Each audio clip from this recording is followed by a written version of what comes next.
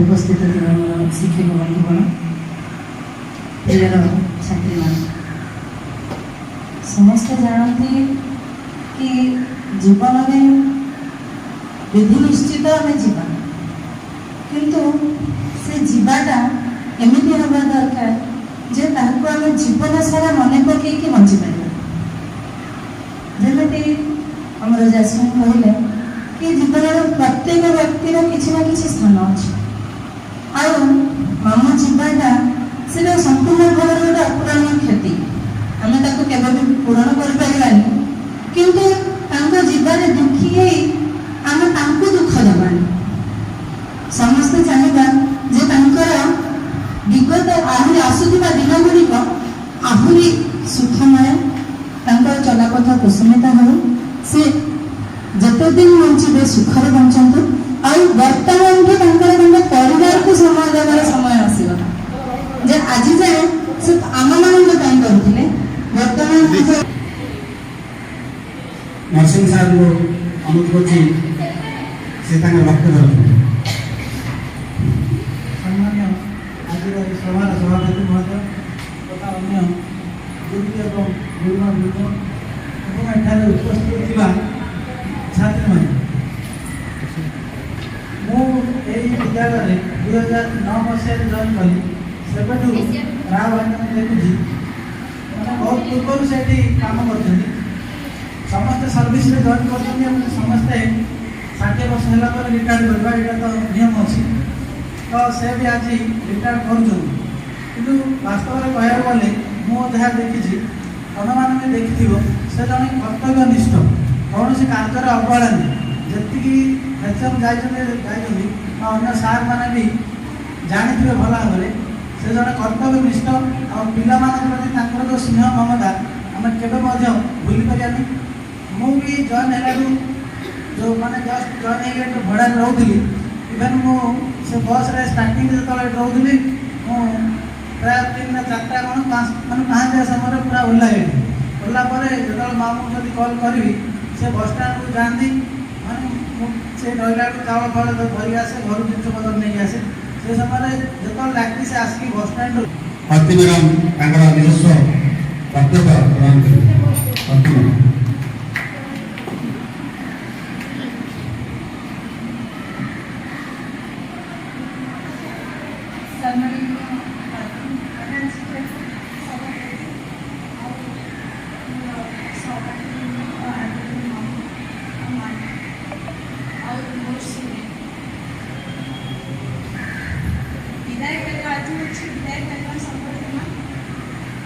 ବହୁ ବର୍ଷ ଧରି ମୁଁ ଯେତେବେଳେ ଏଠି ଜଏନ୍ କଲି, ସେତେବେଳେ କେତେ ବର୍ଷ ମାମୁଁ ମାଇଁ ଅଛନ୍ତି।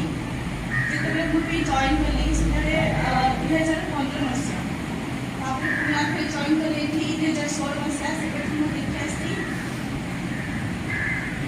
ମାମୁଁ ଅଛନ୍ତି ଆମର। ଯେତେବେଳେ କି କୌଣସି ଅସୁବିଧା ହେଲେ ମଧ୍ୟ ମାମୁଁ ଆମ ପାଖରେ ଥାନ୍ତି।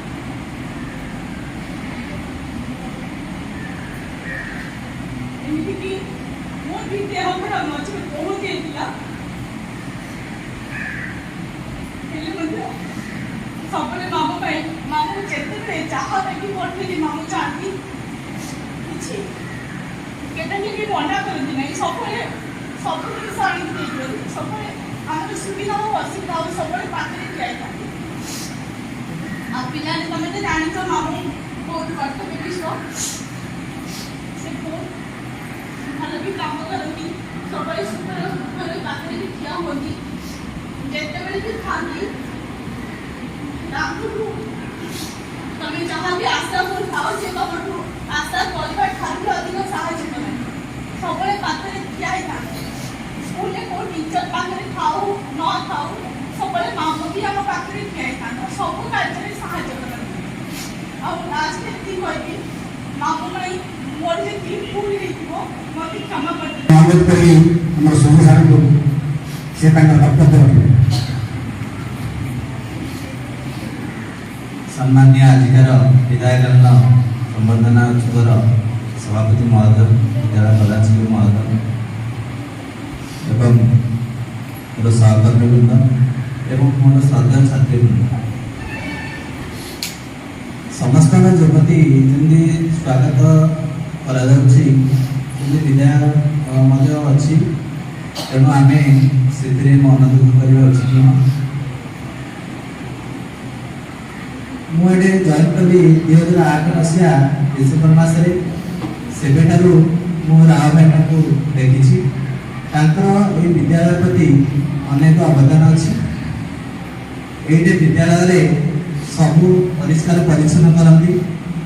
ଏମିତିକି ଯେତିକ ସବୁ ଗଛ ଲାଗିଛି ସବୁଗୁଡ଼ିକୁ ସେ ପାଣି ଦେଇ, ଏବେ ଯେଉଁଗୁଡ଼ାକ ଗଛ ଅଛି ତମେ ଦେଖୁଛ, ସବୁଯାକ ସେ ପାଣି ଦେଇକି ଜାଗ୍ରତ କରିକି ରଖିଛନ୍ତି। ନହେଲେ ଏ ଗଛ କିଛି ରହିନଥାନ୍ତା। ଏବଂ ଚାରିଆଡ଼େ ପରିଷ୍କାର ପରିଚ୍ଛନ୍ନ ତମେ ଦେଖିଲେ ଜାଣିପାରୁଥିବ, ଯେକୌଣସି ଏକ୍ଜାମ୍ ହେଉ କିମ୍ବା କୌଣସି ଫଙ୍କସନ୍ ହେଲେ ମଧ୍ୟ ଏ ପରିଷ୍କାର କରୁ ନ କରୁ ରାଓ ଭାଇନା ତାକୁ ପରିଷ୍କାର କରି ସବୁଆଡ଼େ ସଫାସୁତୁରା କରନ୍ତି।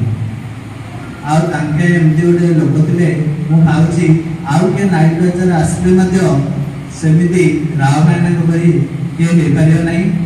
ମୁଁ ସେତିକି ମୋର ସେତିକି ବିଶ୍ୱାସ ଅଛି। ଚାଲ ଯିବା।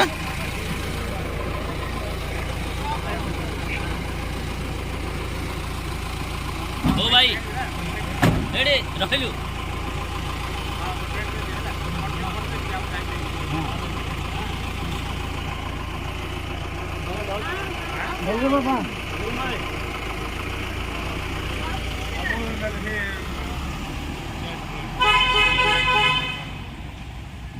साइड